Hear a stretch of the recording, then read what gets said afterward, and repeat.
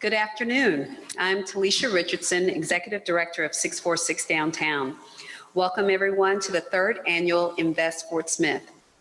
This year's summit is designed with technology in mind to reach a broader audience with the theme of Awakening the Entrepreneurial Ecosystem of the River Valley.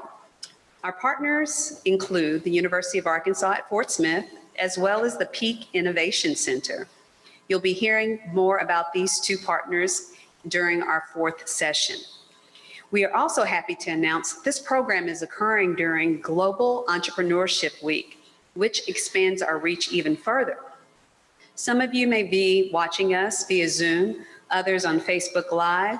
Please note that these sessions are being recorded and we will be uploading them on YouTube soon. To find out more about 646 Downtown and our programming, please visit us at 646downtown.com and follow us on Facebook or Instagram. As a reminder, you will need to register for each one of our sessions, and we have only one left today. Please do this with Eventbrite, and you'll receive the appropriate links. Now let's jump into session 3 of 4. Our moderator for this particular, feedback there, our apologies. Our moderator for this session is Alice Alt. Alice is the president of the U.S. Marshals Museum Foundation.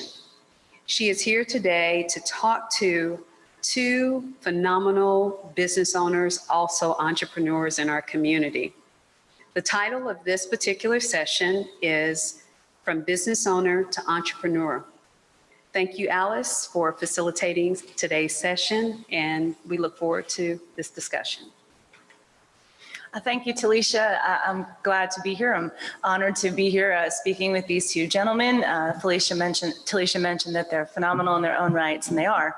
And I'd like to tell you a little bit about them through their bios. Isaac Davis is a native of Ghana, Africa, receiving his collegiate education in the United States. Isaac is a rapidly rising entrepreneur as multi-business owner, acquirer of land and property, while working with business owners to buy, sell their businesses at Resolution Equity Partner. Steve Clark is an entrepreneur, startup, investor, and advisor. He has been ranked as one of Arkansas's top business innovators and was named Entrepreneur of the Year by the Walton College of Business, University of Arkansas, in April of 2015. Steve has an impressive founder portfolio, founder and CEO, Propac, co-founder, Rockfish, founder, Noble Impact, founder, Future School of Fort Smith, founder, 646 Downtown, and The Unexpected. Recognizing that we only have 45 minutes and some pretty incredible questions, gentlemen, I want to thank you on behalf of Invest Fort Smith for saying yes to being on this panel and to really delving into who you are and why you're entrepreneurs and what really moves you, and for those watching and listening, and so they can glean some greatness that is you. So tell us a little bit about you, where you're from, your current business, and your current industry. Isaac, will you start us? Well, my name is Isaac Davis, and I'm originally from Ghana, like you said. I'm a hopeless romantic. I got bit by the bug of trying to live my life out as poetically as I can, and the best way I could find to do that was trying out entrepreneurial ventures. And I've been in the States for a little over 11 years, I believe. And I'm married, and I'm a proud native, as I call it, of Fort Smith, Arkansas. Wonderful, thank you. Steve? Yeah, Steve Clark, and let me begin by saying it's a pleasure to be here to share this time with you. I'm a local boy from Roland, Oklahoma, Sequoyah County, graduate University of Arkansas, 3 children. And I think more or less what moves me through the day is this incessant need to make things and see things better than they are. And that isn't just around business. That's about our city and personal relationships and everything. We'll talk about that in a bit in terms of what entrepreneurship really is. But other than that, like Isaac, I'm super proud Fort Smith resident, native, and look forward to this time together. Wonderful. I think it's important to note that you both just herald Fort Smith. I think that's kind of segues into some of the questions that we'll be talking about today. And while we've got some, of course, lined out, there may be a time or two where we go off script, and I think that'll be all right. I think Talisha would allow that. It's often stated that entrepreneurs are people that are driven. What part of your personal experience gave you that drive, i.e. your failures, your challenges, your inspirations? Because we anticipate youth will be watching this session, was this your desired path growing up? Isaac, I want to hear from you first again, please. Well, growing up in Ghana, in Africa, and seeing all the need and how tough life, could get sometimes, I can imagine that as a little boy, it was quite frustrating to think about why things have to be the way they are, why things cannot change, why life cannot be progressive like in other parts of the world. Why do we stand still, and why do kids have to die before they are teenagers? Why do parents have to, mothers have to die during childbirth? So my guess is I'm deeply driven by the circumstances of my environment growing up. And I've always sought to want to play a part in bringing some sort of solution to whatever corner of the world I find myself. So perhaps that's my biggest motivation, I must say. When you, in Ghana, when you were younger and that motivation struck you, was there a particular time, or was there a particular incident, or was it all of those things together that made you just want to do better?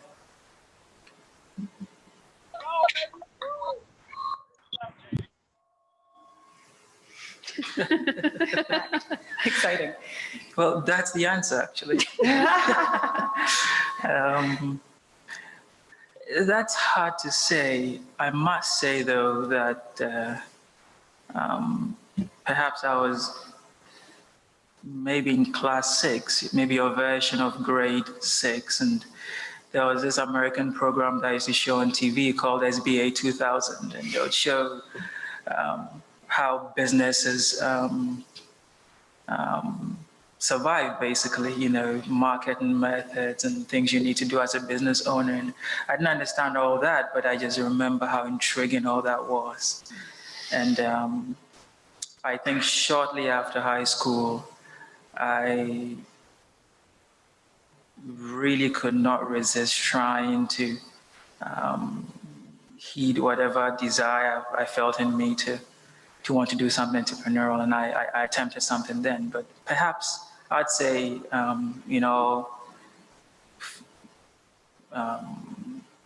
honesty, maybe after high school, I'd say. Yeah. Steve, how about you? Well, when I began this journey, no one was even using the word entrepreneurship. So, so I'm kind of late to the scene. I think I have a few observations in regard to this. I think people make a mistake, if I can be candid, in thinking that those who profess to be entrepreneurs are somehow set apart or different. I don't believe that to be true. I think 100 years ago, we were all entrepreneurs. We were merchants and farmers and ranchers and the like, tradespeople. I think the concept of modern employment, factory work, has created a mindset that separates what once wasn't separated. And I think those people who find themselves in entrepreneurs, it isn't what they do. Entrepreneurship isn't like, I'm going to be an accountant or I'm going to be an entrepreneur. It's not a job. It's literally the lens through which you see the world. And if you subscribe to that, if you subscribe to the fact that it's your lens then entrepreneurship then isn't limited to the commercial aspects.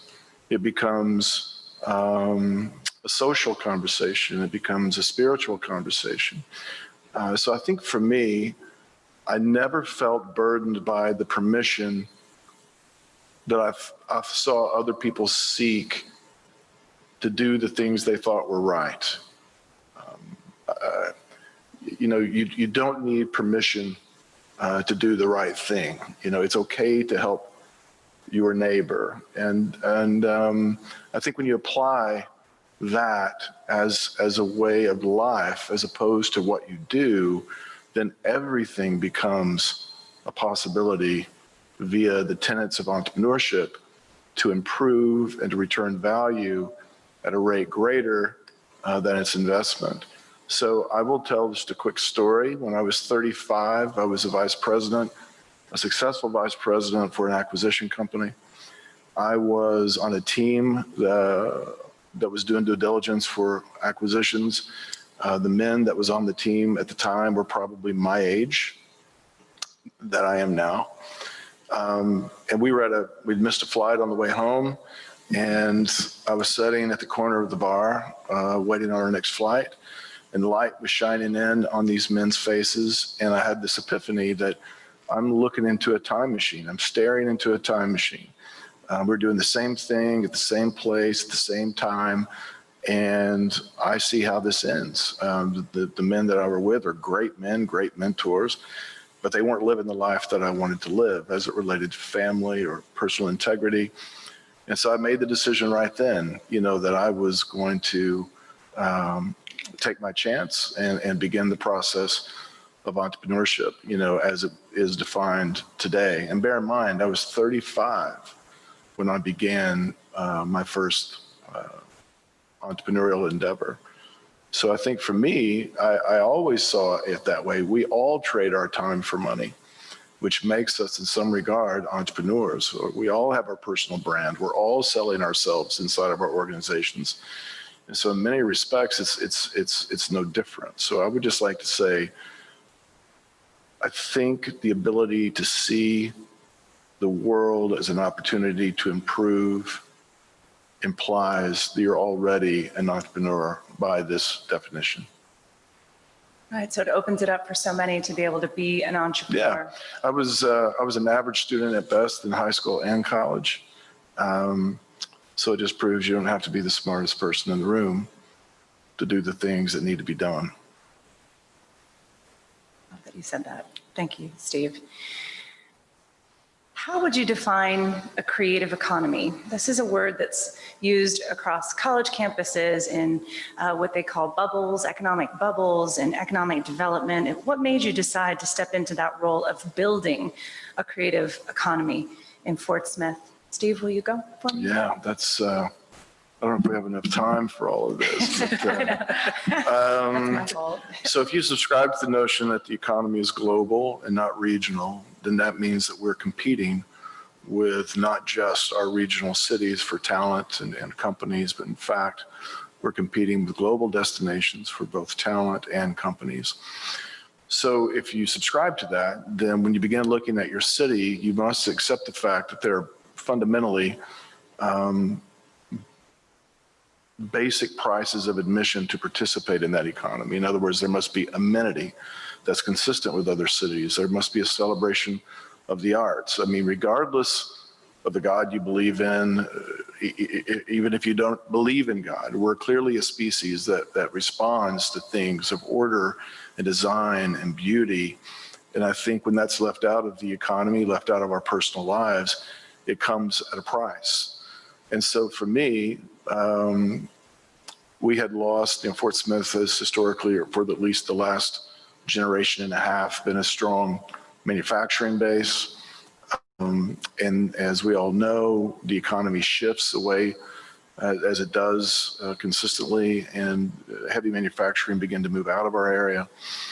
And so art is a powerful motivator. And so my thought was, how do we not only change the way we perceive ourselves, but how do we accelerate the way we're perceived by the rest of the world?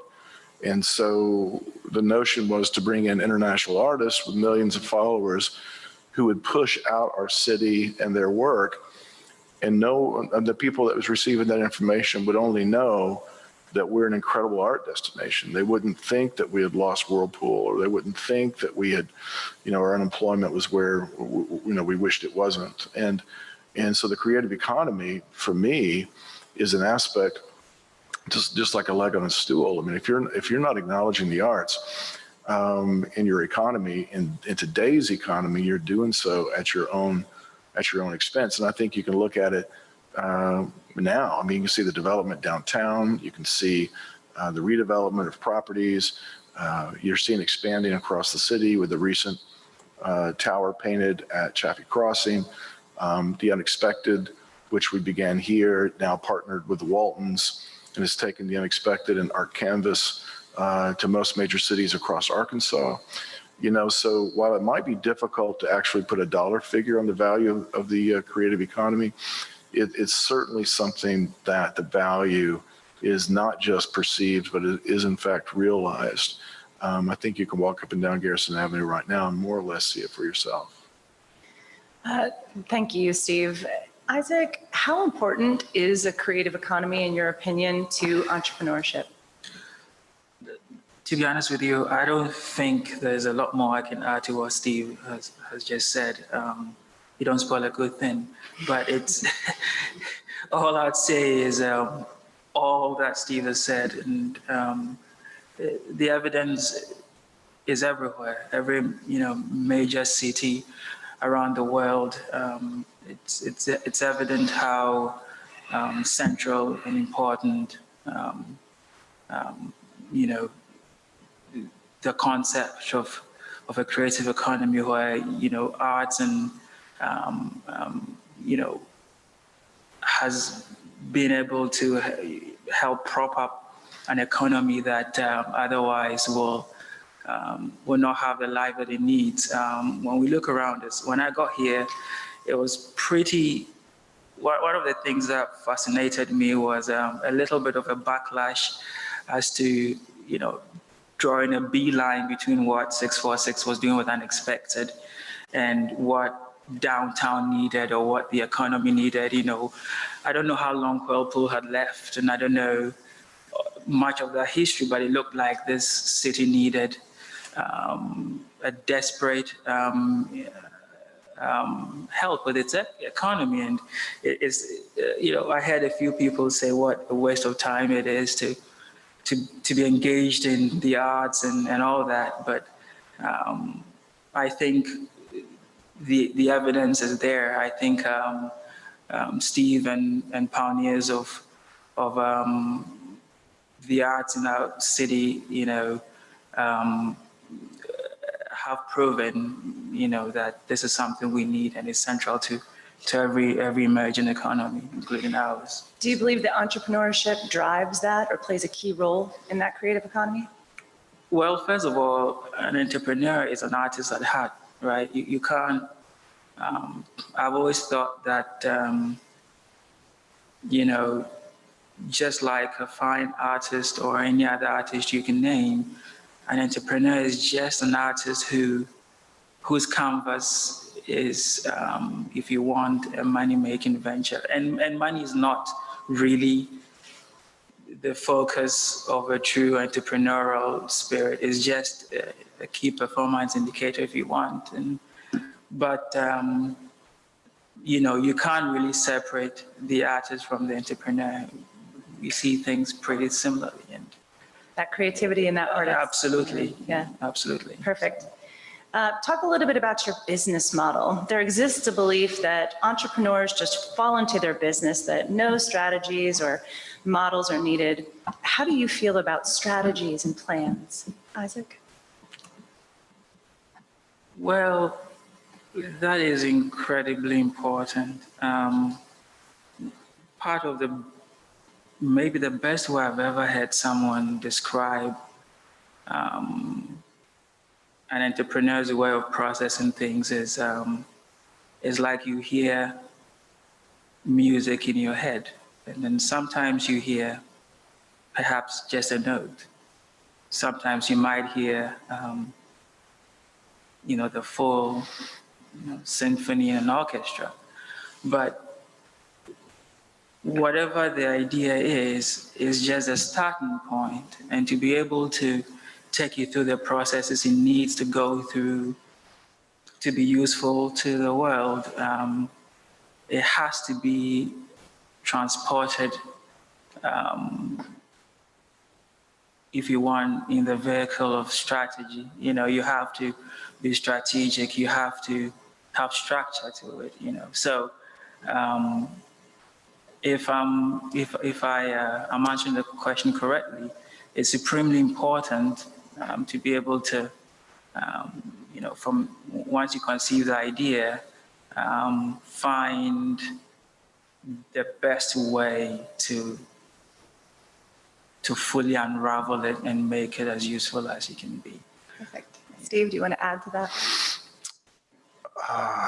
I've had situations where I've been incredibly intentional and strategic and failed. I've been in situations where I had no idea what I was doing and was wildly successful. Strategy to me isn't necessarily the next mechanical engineering step forward. Strategy to me is, can I be consistent in terms of personal integrity? Can I be consistent in the quality of people that I hire, that I associate myself with? Can I be consistent in my transparency with my client? Can I discipline myself to chase excellence over money? Because when you chase excellence, ultimately the money will chase you. And to Isaac's point, it is music in your head, but I would say how I would define it is, for an entrepreneur, the music they hear is less of a waltz and more of a jazz, a free jazz. And I've never been that committed to rigid long-term plans, because I think it can leave you in a position where you look past opportunities or changes in the economy, because it isn't you affecting the economy, it's the economy affecting you, and your response and your movement in real time many times will dictate to what degree you're going to be successful. So yes, strategy 100%, but I think we limit the definition of strategy too often. And I would say, yep, I budget every year, I have a 5-year plan, and it's subject to change anytime. Thank you both for answering that. That was a big question, and I think you answered it wonderfully well. I'm hearing a theme of artistry throughout these conversations, and music and entrepreneurship. This next question kind of makes me smile. What about Fort Smith appeals to your inner revolutionary? What will make you stay? Isaac? Steve? You should set your bar a little higher. Well, in all honesty, to be honest with you, I think I was probably 6 months here, and I was feeling out the city, trying to figure out how I would thrive here.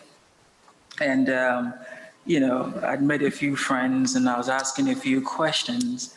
And one day, I chanced upon an article written, I believe, by topbusiness.net. And the whole article basically was an interview with Steve, and pretty much is paraphrased. And he had written the whole, I don't know how many pages about, Steve's perspective on how supremely important it is, you have some sort of ownership in this city, and how, Steve did great in selling this hope that we can do it so long as we all come together and all that. So to be honest with you, I personally landed in Fort Smith not necessarily out of choice, but now I choose to stay here. And I think a big part of that was during the first few months of trying to decide whether this was a place for my wife and I had the fortune or misfortune of reading what Steve had said about this city. So I meant it. Yeah, True words. He's a big part True. of Those are true words. but Remains to be seen. T-shirts. So, but yeah, I'd say yeah. Yep, one word, Steve. Like a better future. So Steve, what is it about you being from Roland, a good Roland boy? What is it about Fort Smith that just squeezes your inner revolutionary? So I think the very history of Fort Smith speaks to revolutionaries on some level, right?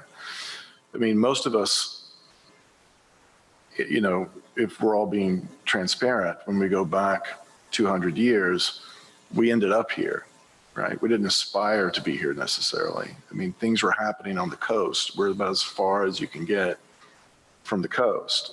So people that came here were ultimately running from something or perhaps to something. And what they were running to, if anything, had to be a fresh start, had to be an opportunity. So you can make the argument that our very genetic disposition in this part of the country is entrepreneurial, just like those who first came over.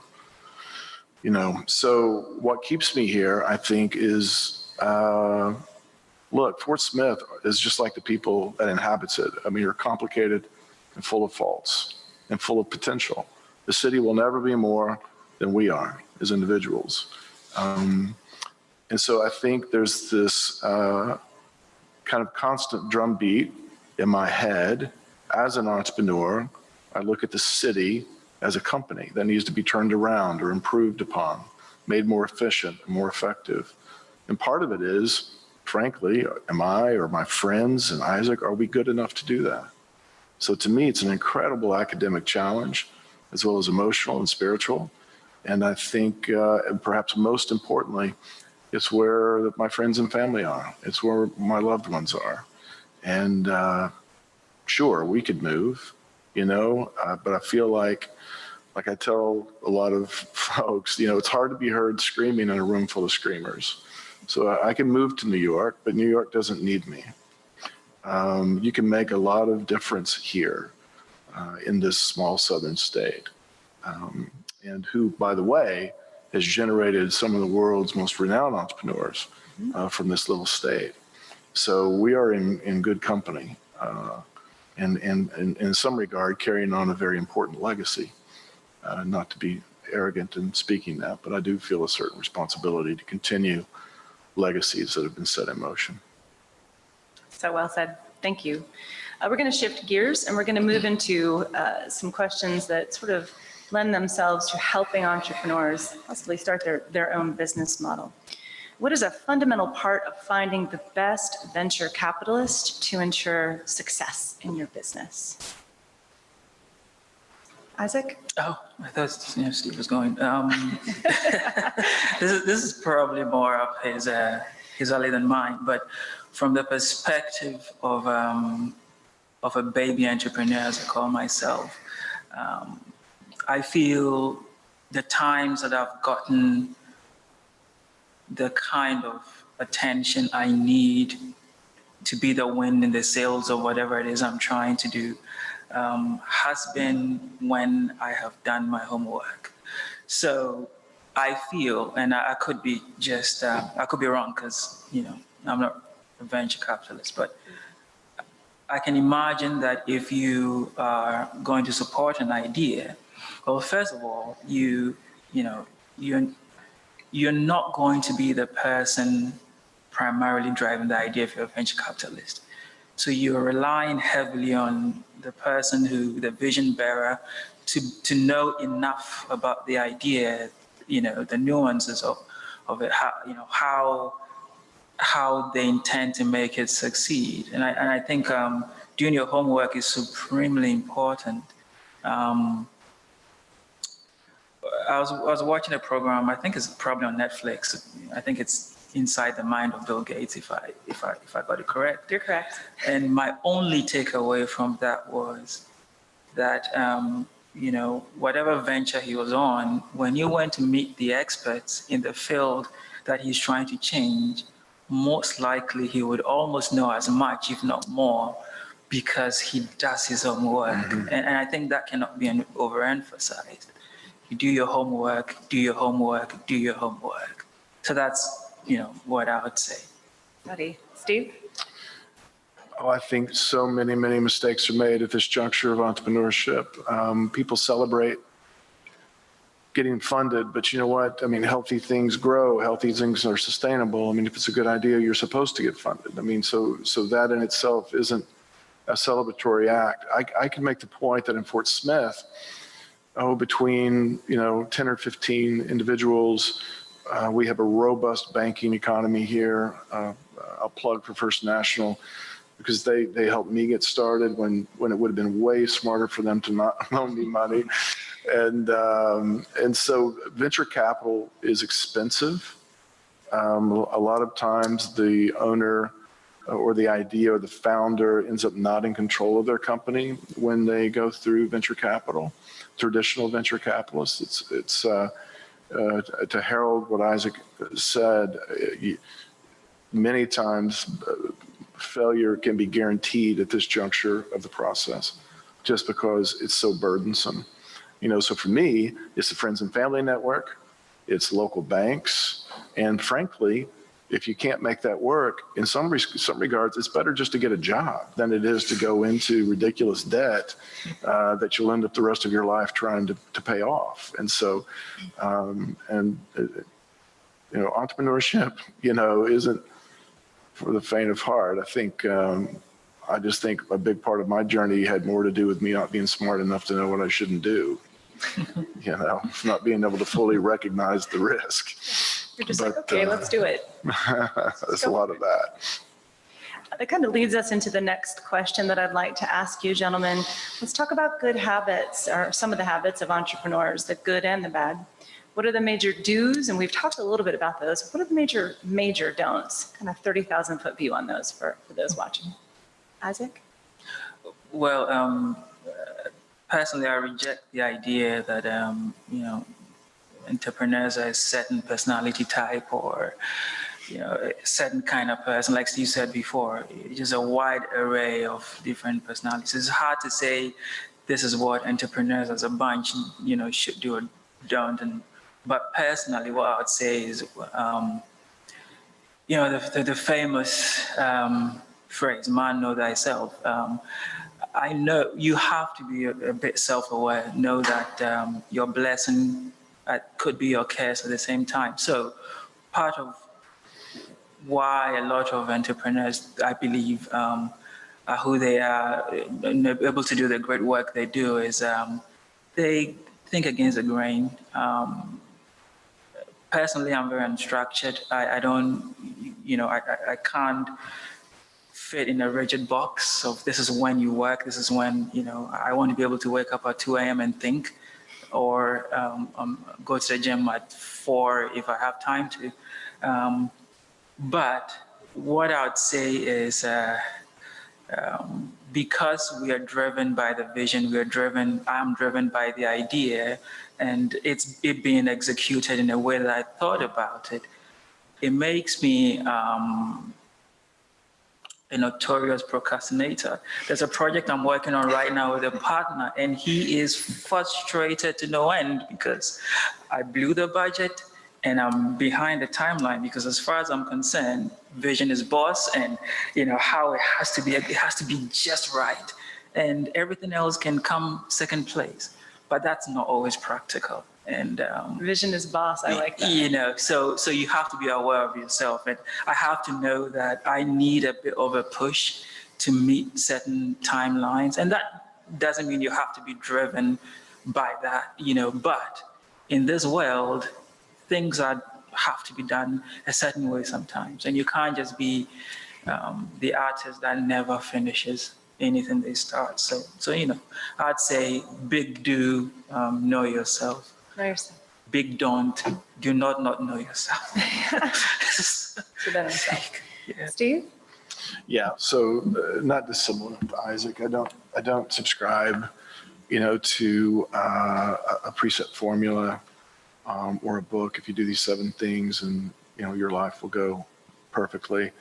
For me, it's always the pursuit of perspective, for perspective. You know, I joke and I say I start most days with a prayer that says, Lord, protect me from me. And so most conversations I'm having throughout the course of the day, regardless of what the person thinks we're talking about that I'm talking to, is usually trying to angle the conversation away to help me solve a problem or a thought that I'm having completely unbeknownst to the person I'm talking to. So I'm always angling for perspective. And so what I would say, you know, just like Isaac, is that, you know, acknowledge your own complexity, because the thing that makes you good is also most likely going to be your greatest risk, right? Because I could say I don't feel risk the way other people do, which puts me in great opportunities for great success, but it also puts me in situations where I could potentially make a horrible decision. So I know that about myself. So that's why I'm constantly pursuing perspective. And that's why, if you know me at all, I seek out a wide cast of friends and acquaintances and maintain those relationships from every walk of life, because those perspectives are so different than mine, and they add color, just like in an artist. You know, it's a texture and it's a color and it's a, you know, it's a shading that makes the picture clearer to me. And so that's how it works for me. Very well said, gentlemen. We're coming up on the last 5 minutes of the questions for you, so this will probably be our last one. I think that's safe to say. Walk back in time with me to your high school or college age self. What wise and philosophical piece of information regarding entrepreneurship would you share with yourself? And I want you to be honest. Don't give me the cliche knee jerks. I want you to be honest with what you would say to yourself. Isaac? All I have cliches. Goodness, what am I going to say? No, you have philosophy. Well, let's change I that. have a philosophy, but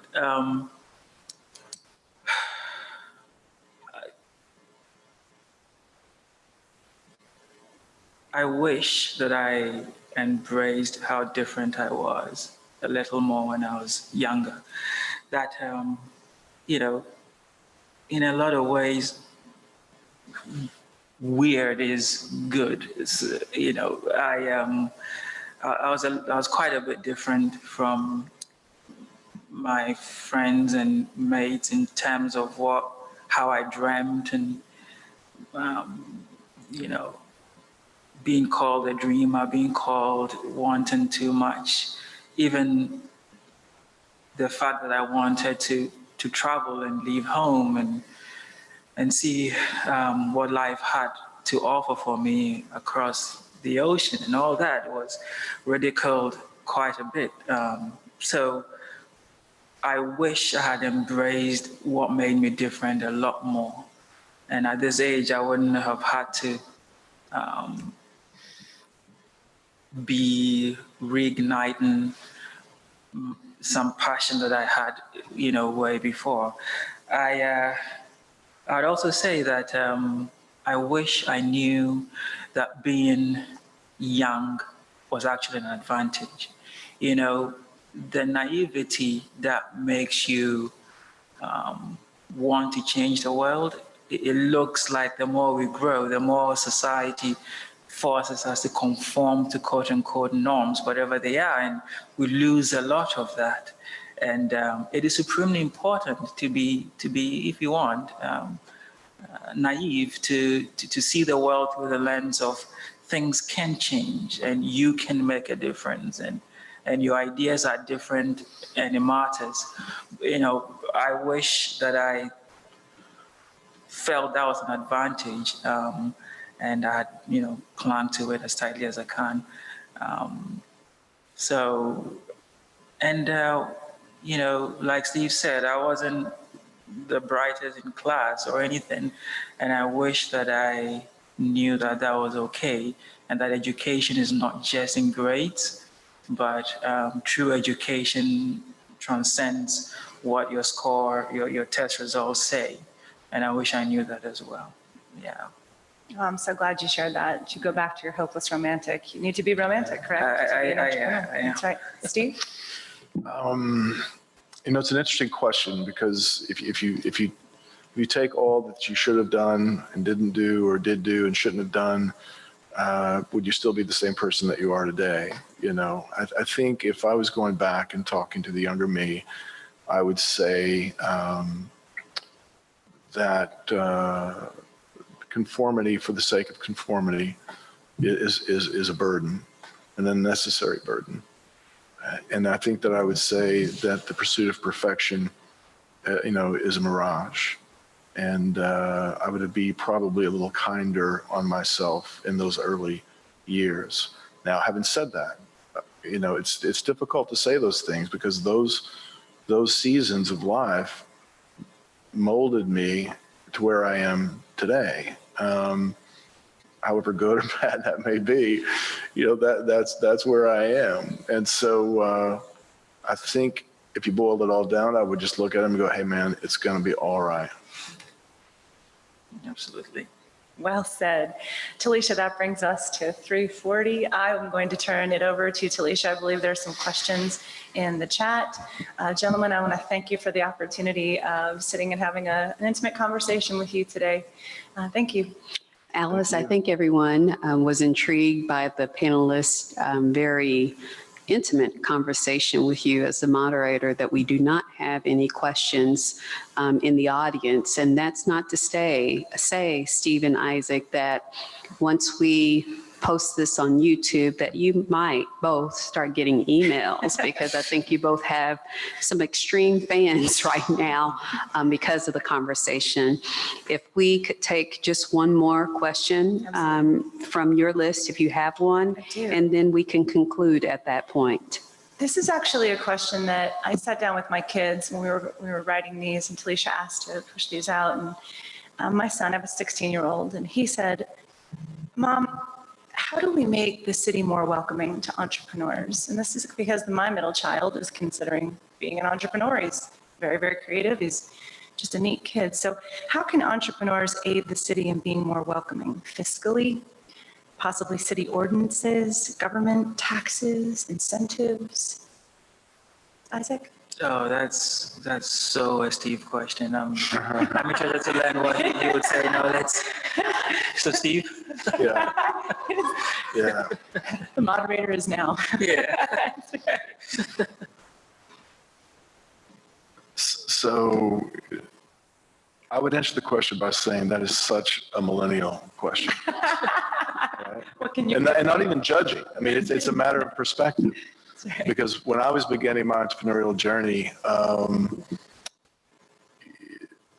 not only did you not expect anyone to make it easier for you, you probably were expecting to fail, and without many people other than your mother, really caring, Now, having said that, the predominance today and the move toward 1099 employee relationships speaks to a growing entrepreneurial mindset, endeavor, that one person can have multiple jobs, multiple engagements.